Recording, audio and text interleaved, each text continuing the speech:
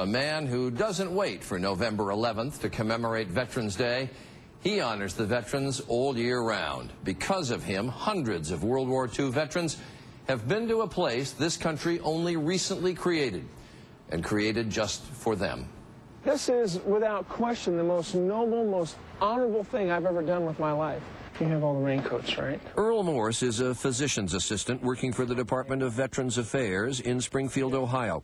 Got room for this back? We caught up with him before sunrise as he was packing up for an exhausting and exhilarating day.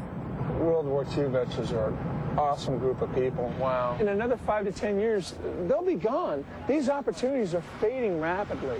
This is their last hurrah. The idea came to him while he was talking to a patient, a veteran of the war. I said, how about if I fly you out to see your memorial? And it's absolutely free to you. Would you like to go? And I was ready for him to say yes or no, or let me check with my wife. I wasn't ready for him to start crying. You're escorting them through the airport, and you see all these people standing up and clapping for him. It still makes the hair stand up on the back of my neck and on my arms, because I know how much it means to them to be recognized.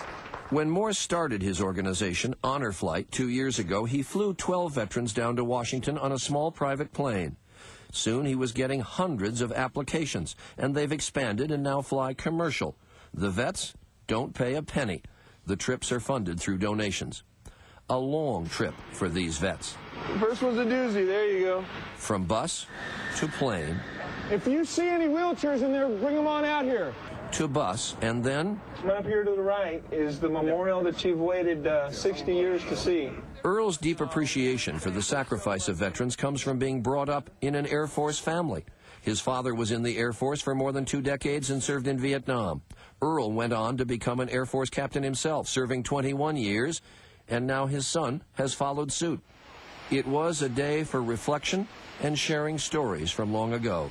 It's long past due that it should have been done a long time ago. The architect did one hell of a job. It's an experience that I will long remember. As the day goes by, there's a transformation that takes place. It's almost as if they get younger and younger. There's more of a bounce in their step. Their head's held a bit higher. 16 hours later, they're home.